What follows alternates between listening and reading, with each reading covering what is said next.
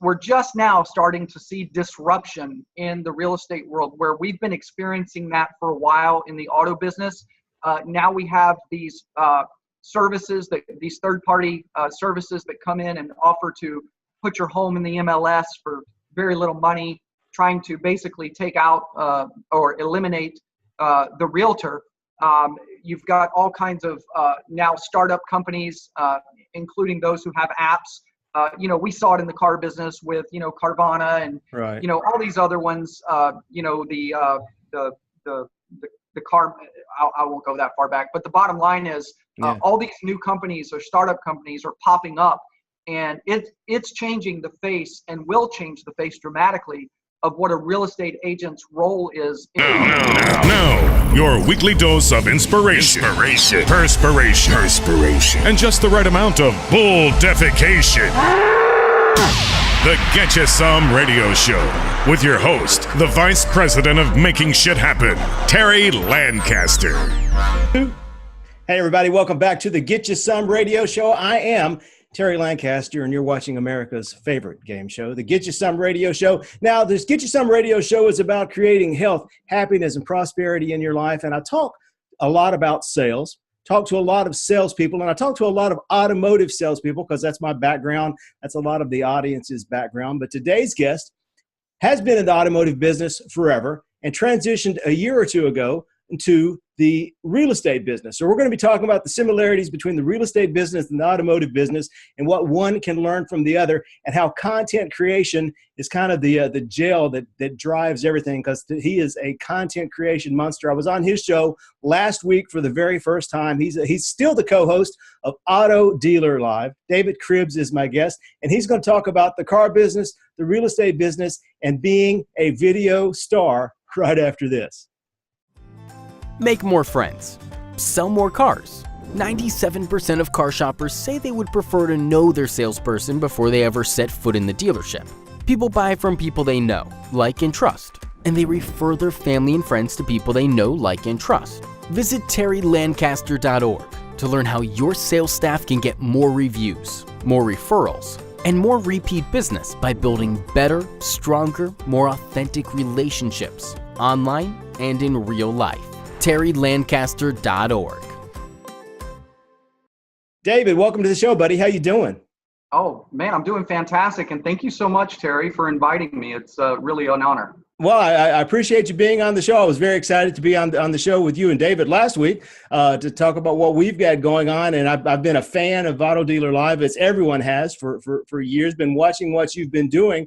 And the reason I had you wanted to talk to you is because you transitioned. You made the switch, and I've had a couple of people that I know have made the switch from the car business to the real estate business. And I've always thought that these two have a great deal of similarities, because there's two things that almost everyone has to have: a place to live and a car to drive. I mean, they're ubiquitous in the American economy. Everybody needs one of each, and you've now been working in both. So I wanted to kind of get you to compare and contrast the two, and tell me about the car business and the real estate business, and David Cribbs.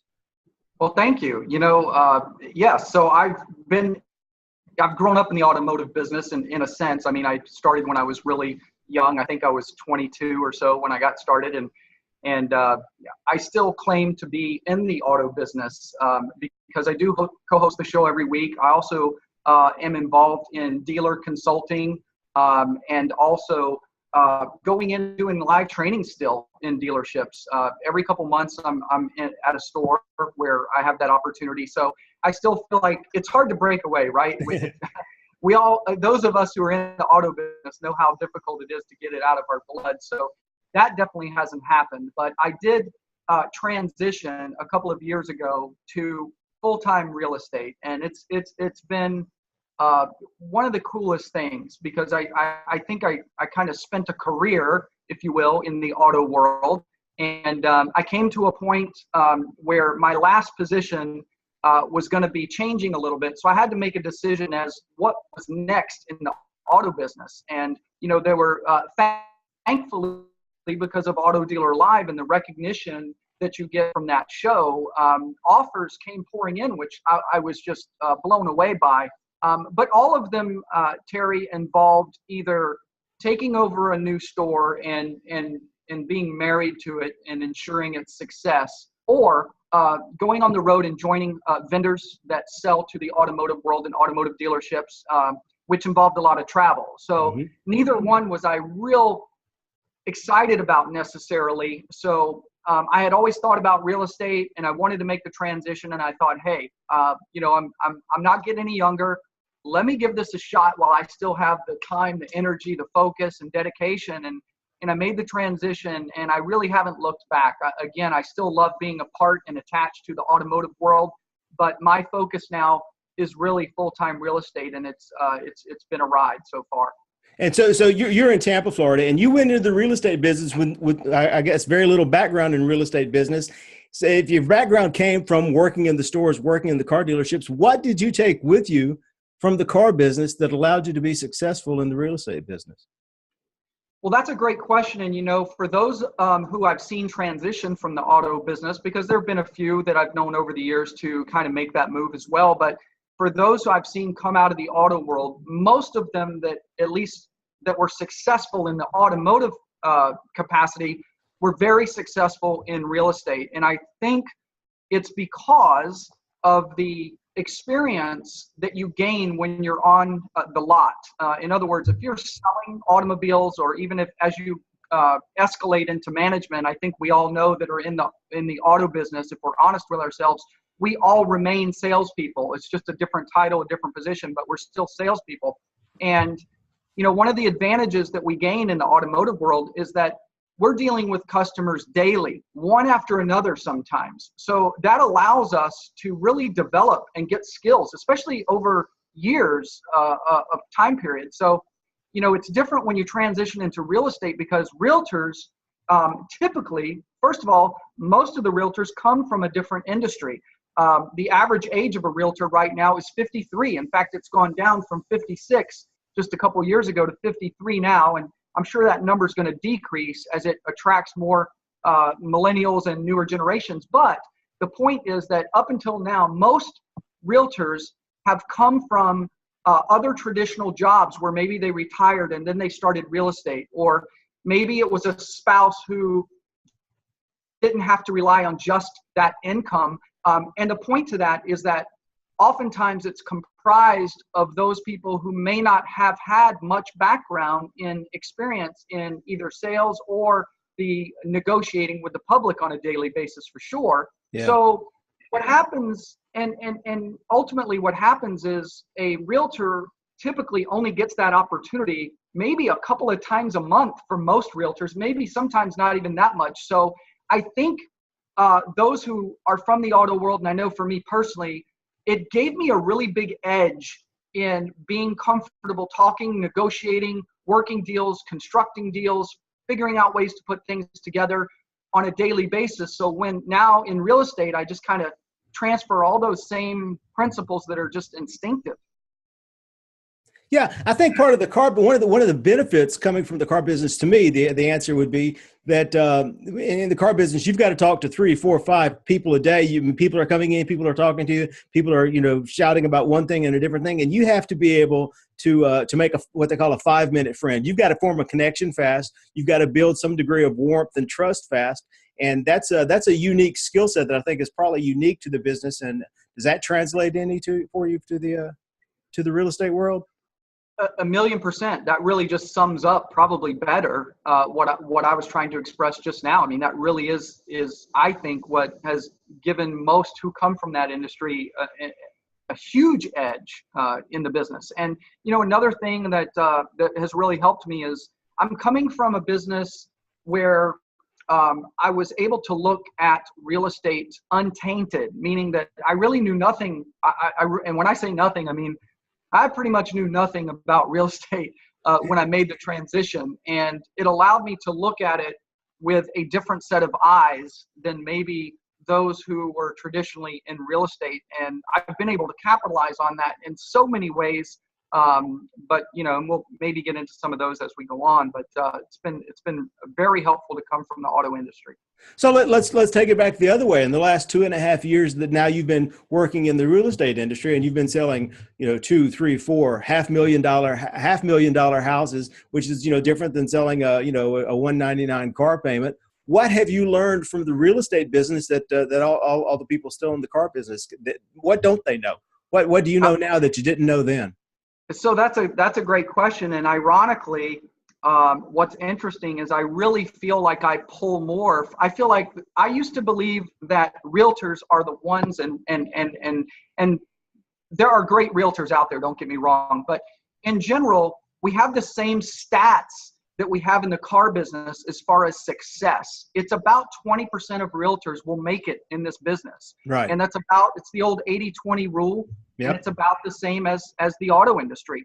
So when you think about that, when you think about 80% of the realtors don't make it, I didn't really realize that ahead of time. And when I was in the auto business, I used to always look at real estate and kind of picture in my mind, hey, these are the marketers. These are the people that know how to dress, act, professionals, know how to market themselves, billboard themselves as an individual when it comes to real estate. And I got to tell you, it's so very few. I actually feel like we do a better job in the auto industry than in real estate when it comes to that. So really, yeah. Ironically, I was very surprised because we have this glamorous, and this is one thing I like about it. I will share this, Terry, that in the auto business as a car salesman, when you say I'm a car salesman, right?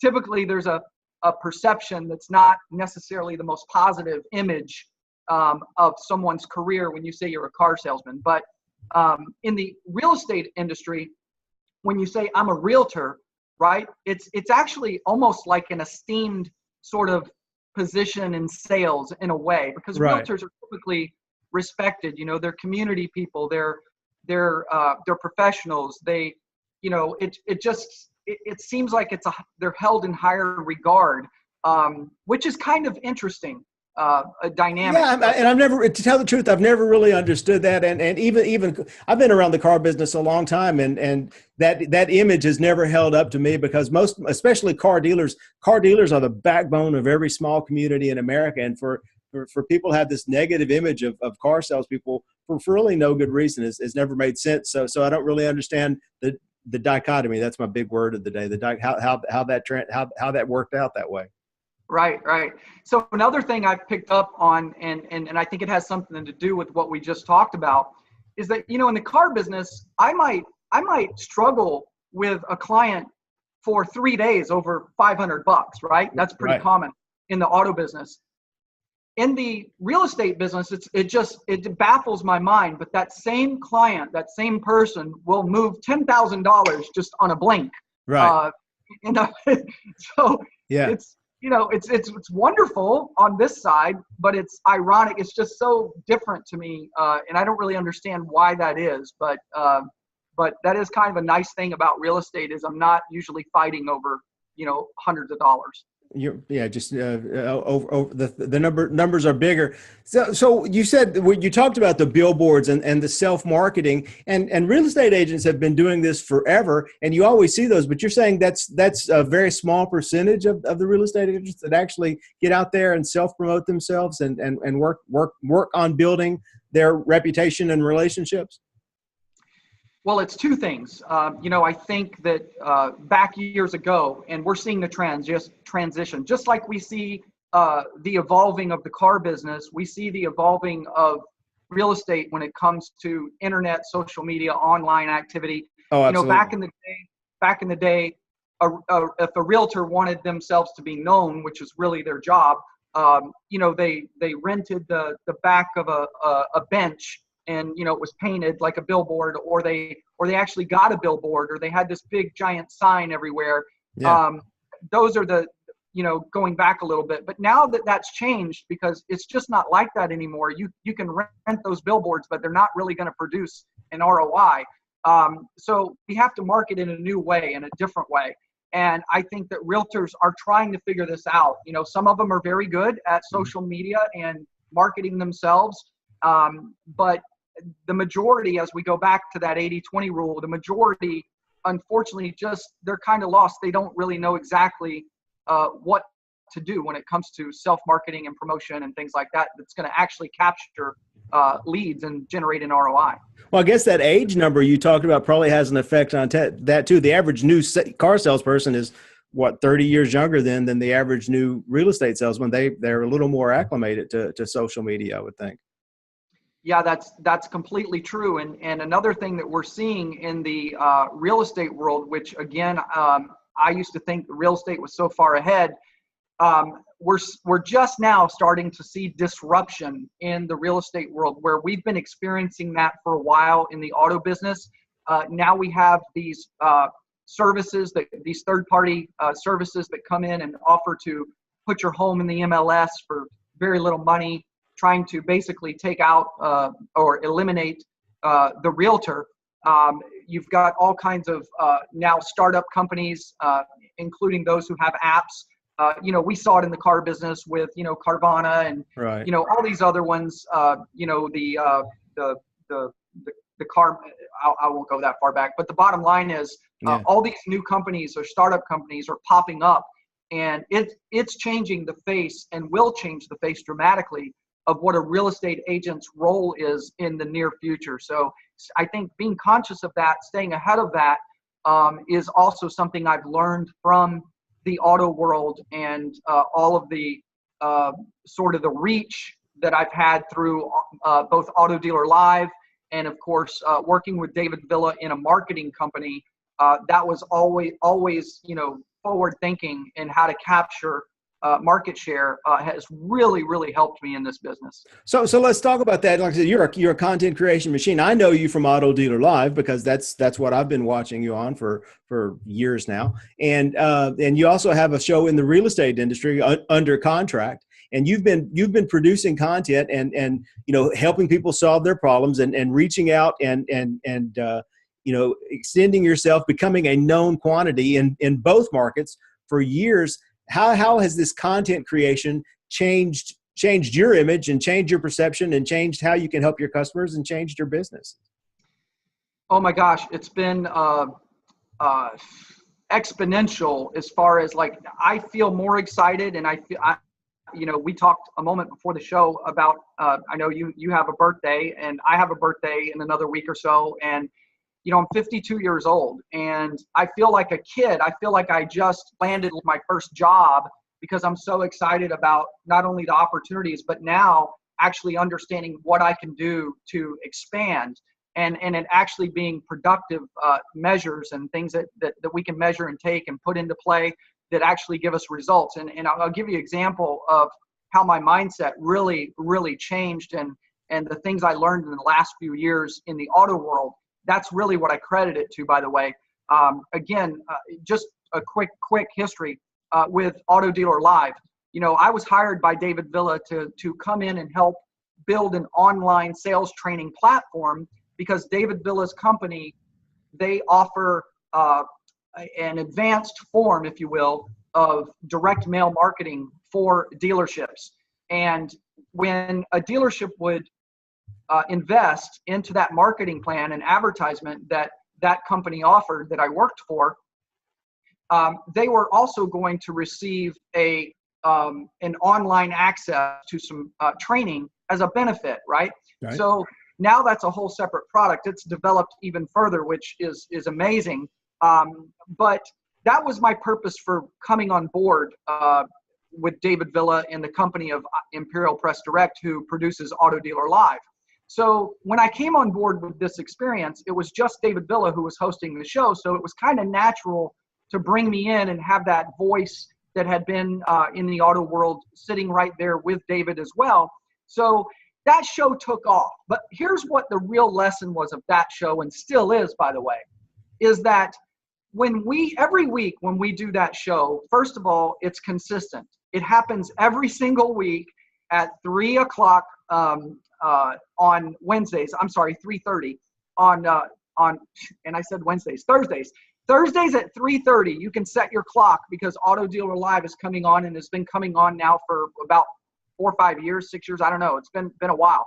Right. But the point to that is that show began and still is today a service to auto dealers, anyone who, especially the dealership and the people who comprise it, but even vendors outside that cater to the automotive world. That show is designed to bring nothing but value to them. We don't talk about what we do on that show. I mean, we might reference it once in a while if it is important to the conversation, but for the most part, it's not a show about what we do. It's a show about dealers and how to grow our business as dealerships, right? It's all focused on dealers. So what I figured out was we started growing this audience of dealers, and then those dealers eventually would go, wait a second, who are these guys? Right. Who are these guys that help so much in the auto world? And it would come back and they would investigate and they would go, wait a second, these guys are a direct mail advertising company that we work with hundreds of dealers all over the country. And then it instantly gives us credibility. We're able to share what we have. We already have relationships built with these dealerships. So it's just a natural way to share our product in the long run. So that lesson was so big for me when I went over into the general real estate side, because I had a very intentional strategy. Going back to the fact that I was 52 years old, I got to do things a little faster, right? I got to get on the fast track to success. I don't have time on my side. So, I jumped in full blast, and I went to work, again, very intentional. I went to work for a builder first. I sold out of a model home, and this might ring a bell or sound familiar. Imagine a showroom where you're a salesperson working for the dealer. Right. That sounds like the auto business. Been there, done that. Right. Sounds like the auto business. So it seemed like a good fit for me to go to work for a builder who has a showroom, who's the dealer, and I'm the salesperson, right? So that's what I did. But right away, I had this amazing epiphany about 2 to 3 days in. It wasn't so much an epiphany, it was more of an education. But what I learned was 2 days into the process, I asked the person who I was working with, I said, hey, by the way, what happens when a realtor comes in and they bring a customer? How does that work? Because I'm getting a commission on selling them a home as the new home sales consultant. How does that work for the realtor? And they said, well, they get a commission. They get their normal commission. And I said, okay, well then what do I get? How does that work for me? And they're like, well, you get your full commission too. I'm like, come again? Yeah. And they're like, yeah. And I said, wait a second. I get the commission and they get the commission? And they said, yeah. I said, oh my gosh, that's a game changer. That's a game changer. I just need an audience of realtors now that I can work with. And I realized that builders court realtors. Yeah. And so do a lot of industries. So I started really exploiting that. And the next thing I did, of course, was create a show modeled after Auto Dealer Live, the success we had. And I started doing a show for guess who? As your realtors, as your audience. Yeah. Exactly. I started doing a show for my realtors, never really talking about, hey, come see my model home. Hey, I sell new homes. Hey, any of that. No, it was about them. And I created this show for them, and I showed up every week. My show is on the under contract shows on Wednesdays at 3. The Auto Dealer Live's Thursdays at 3:30. But I'm a little over a year in now to the show, and it airs every week at 3 o'clock. And it's been, I can't even begin to tell you all of what has come out of that. It's unreal. Well, and I think the great takeaway is that you're not selling. So many of my friends in the car business, they've all got on the content creation bandwagon, and they're all doing Facebook Lives, and they all come on every day and try to sell a car. They're out doing the walk around, talking about the car. We got cars for $199 a month. We get cars for $299 a month. Come in and see me. Come buy a car. And the switch in their head that goes, I can be talking to an audience and helping the audience without trying to sell them something. I think that's a hard switch for a lot of folks to turn. Yeah, it's really interesting because actually the builder that I worked for at the time, and I said I intentionally went to work for a new home builder, and my plan was to stay in that arena for about 3 years and then probably move over to what we call general real estate, which is just becoming a normal full-fledged realtor that sells, individual homes, can sell anything basically, buy or sell. So the intent there was to get the background of new construction and the new home buying process so that it would make me a better realtor when I did switch over into real estate, and I could know and understand what that side would look like when I had a client that needed new construction, or maybe the new construction would be a better fit. So, and I guess where I'm going with that is that, making that switch in your head about, providing content for your audience without selling, I think it's just a really big deal. And the builder that I worked for, I wound up shortening that. I was planning on staying 3 years and then kind of evaluating it. I only stayed 1.5 years. And the reason for that is my builder just couldn't quite they couldn't wrap their head around why I was doing the show. They weren't upset with me for doing the show, but they didn't understand how it was helping me, how it would help them sell more homes. They just didn't quite get that, and they never did. Until now, by the way. Now they have seen, now we fast forward and they see all the things that have occurred as a result of the show, events that I've done with the show that have brought hundreds and hundreds of realtors to an event. When a builder struggles to get 50, the show's been able to bring hundreds into one location. That's just one example, but the show's been tremendous. But yes, making that switch to providing just value content. And I think where most people, there's that barrier. And then the next barrier is, I think most people can't hang in there long enough to really see that result. Like if they start their own podcast, or they do something a little different, maybe it's a YouTube channel, maybe whatever that might look like, I feel like they abandon ship long before the results come in. Yeah. So yeah. Yeah, it is the long, I tell you, when it's the long con, you're trying to build yourself into something, and you can't become something overnight. It takes a while for the new something to cement itself in people's brains, and you have to do the thing for a long time before it actually starts to work. Yeah. And that's, go ahead. I was going to say, and it's working for you because now you just became one of the top 10 power players in Tampa, and are going to be featured on an upcoming new reality show, network national TV reality show called The American Dream in Tampa. And you were chosen as one of the top real estate agents, real estate professionals there in Tampa. How did that all come about? Here's another lesson. Yeah. And by the way, I'm so excited about that. And it's an honor, obviously, and a privilege. And I can't wait to get started. We start filming here in a few weeks, but the big lesson there is that, ironically enough, the way that I was invited to participate, what they did was they selected 300 realtors in the Tampa Bay area that were kind of the top statistics, or whatever you want to call it. And then they narrowed that down through a vetting process to 30. Mm-hmm. And then the interesting part of that is they already had those 30 that they were going to invite to a casting call and then narrow down to 10. But one of the partners of that show happened to stumble in to an open house that I was performing for a builder. And when I do an open house, I kind of live by, and I know a lot of people in the car business, will know the name Grant Cardone. And yeah.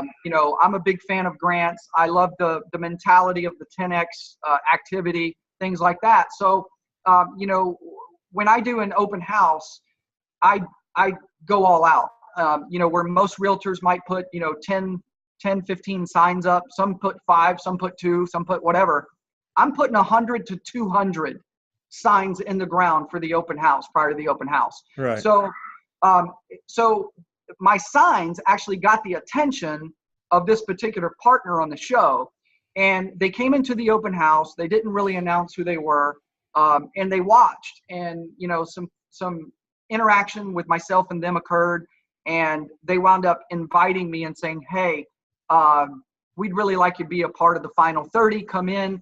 And then that led to the opportunity of being selected as one of the 10. But the point there was that there's an old saying, opportunity breeds opportunity. But if I hadn't taken those actions, and I actually put something on Facebook today, right time, right place, because of the right actions. Mm-hmm. So I think that's the key lesson there, really. Yeah, the actions breed results, and this has kind of been my big thing for years. As human beings, it's so easy to get caught up in the results, and that's why people give up on their podcast before they see the results, because they're thinking about the results. But the results, 99 times out of 100, are really out of your control. The only thing that's in your control are the action steps that you take to get the results. And if you start concentrating more on action and less on results, you'll end up getting wherever you need to go. But your focus has to be on the to-do list and not the wish list. Yeah, absolutely. And I'll also share something else that, we mentioned earlier about the consistency and how people tend to abandon things before it plays out. We talked about a long-term strategy, but the truth is, even though that's the case and that's important, what I would challenge people to do is speed up that process. I mentioned earlier that I had to go into kind of an overdrive, I felt, because of not only my ambition, but also my age. So I'm trying to fast forward my career in real estate. And, part of that, when we go back to talking about doing the show, and I was so fortunate to be a part. I give David Villa and the team at Imperial Press Direct and Auto Dealer Live such kudos for allowing me to see things and look at things differently. But one of the things that I learned is that you can do things fast. I mean, you can do things really, really quickly if you want to. Yeah. And I'll give you an example of that real quick. But, knowing that I was creating a show for realtors, the next part of that success of that show was immediately the first show. I started reaching out. I started looking online and saying, okay, where's a real estate event, a big event? And I would find one and I would say, okay, who's their featured speaker? Who's their big time person, that they're bringing in to wow the crowd, whether it's a Grant Cardone or Barbara Cochran or whoever. Right. And I would call both the promoter of the event and the person who was speaking. I would call their office. Now I'm a week into my show, right? So I have no credibility in a sense, but I would call them up and I would say, hey, I just saw, you guys are having a big event. You're inviting realtors all over Tampa Bay, and so is your speaker. I'd like to interview them live on my show prior to the event. I'll help you promote it. I've got hundreds of realtors in the Tampa Bay area tuning in that will find out about this event and go to it. And I just started booking them. I mean, it was so easy. It was so easy. You have to think about what I made it easy. Like I gave them an offer they couldn't refuse because it only could help them get people to their place. So that was one example. The next example was immediately I started reaching out to all these entities that court realtors, title agencies, mortgage companies, you name it, right? They're all out there trying to woo us because we have the buyers and sellers that they need to connect with. So immediately I started asking for sponsorships on my show. Hey, we'll produce a 30-second commercial. You can run it. You'll be on every week in front of hundreds of realtors. Instead of spending thousands of dollars to be in front of 50, spend hundreds or 1,000 for this, and you'll be in front of hundreds every week. Yeah. So my show makes money. It's actually profitable. So I'm actually getting paid to promote myself on my show, if that makes sense. Well, that's amazing. And I have people ask me, especially like, buddies of mine that I play hockey with. I go, Terry, how do you get people to come on this show, and how do you come on your show and talk to you? And I go, well, it's pretty easy. You call them and ask them. Right. And everyone likes to talk about themselves and what they're doing. And, at least 80 out of 100, 90 out of 100, 95 out of 100 are going to say yes. I mean, I've had very few people say, no, I do not want to come on your show and talk and promote my book and promote my whatever it is that I want to promote. So. Exactly. Exactly. It's one of the most amazing outlets and formats for giving people exposure essentially for free. It's a win-win for everybody. But also, and I'll throw these out occasionally because I would love to see people respond to this, but I'll throw another challenge out there. If you're considering a podcast, or you already have a podcast in place, or a show, or however it's labeled, I would say that now it's, when podcasts first came out, especially on video, like we're doing a video interview and podcast or show, when that first hit, and we're still early on, but when it first hit, like it was a big thing, right? But now, essentially, almost anyone who sets their mind to it and takes their time and commits to it can make this happen, right? Yeah. But the point of that is, so now, how do you stand out on top of that? How do you take it to a different level? And one of the ways that has really helped me is I've been able to use the show. Like, I don't think of the show as the main thing anymore. I think of the show as a catalyst so that I can parlay it into multiple things. Yeah. So for example, Under Contract Live is not just a show anymore. It's an event company. It's a media outlet. It is many things, and that has really helped me with its credibility and going out and partnering with other sponsors. It creates an audience, whether it's online or in person, which I think is unique. And where those two meld is kind of the sweet spot. If you can get the online world to meet the real life world, that's where magic happens. Exactly. So let me ask you this: we're coming to the final turn on the show, and I promise everyone that they're going to watch the show. If they're going to listen to me on iTunes, they're going to watch it on YouTube, they're going to watch it on Facebook. They're going to spend a half hour a week with me and my guest. That they're going to walk away with something that they can do today, something they can put into action as soon as they put down their phone, as soon as they step away from the computer, to make their life and their business better. One action step, David. Tell us, if you're in real estate, if you're selling cars, if you're selling plumbing supplies, what's one thing you can do today to get started making things better? Okay. Here's the big no-brainer, and I believe that it could be a game changer in your business, whether you're in auto business, car business, any real estate business, any other business, by the way. But what I've learned is that there's an audience, a target audience that I'm looking for. However, other companies, other businesses, other people are vying for that same particular audience. So, for example, in my case right now, my audience is realtors. I know that mortgage people, title people, home inspectors, all of these different entities and businesses, the realtor is also their audience, their client, their targeted audience. And the more targeted they are, by the way, the more valuable this is. Right. You don't have to have huge numbers, but you do have to have some targeting. But the point to this is that I want to find a partner. I want to find a partner in a big way. And any of these entities or businesses or business people that need the same audience I do. Because then I can partner in a relationship where there's no competition.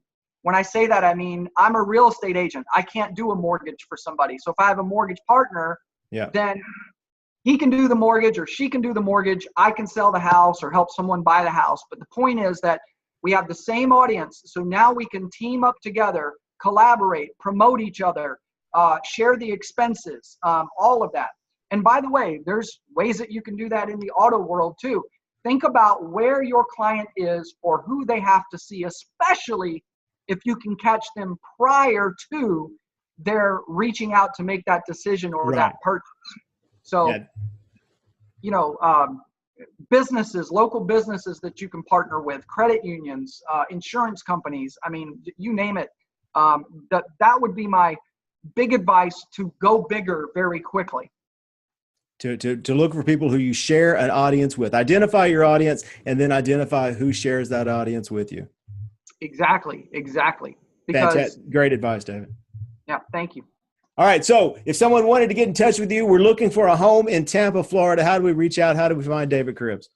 Oh, that's so incredibly easy. I'll give you my cell phone number. It's 813-526-2861. It's 813-526-2861. You can find me on Facebook. It's just David Cribbs. And just Google me. There we go. Google. All over. All right, David, I thank you so much for taking time to chat with me today. And anything I can do to help you, let me know. Thank you, Terry. I appreciate it. Thanks, buddy. Have a good one. Get You Some Radio.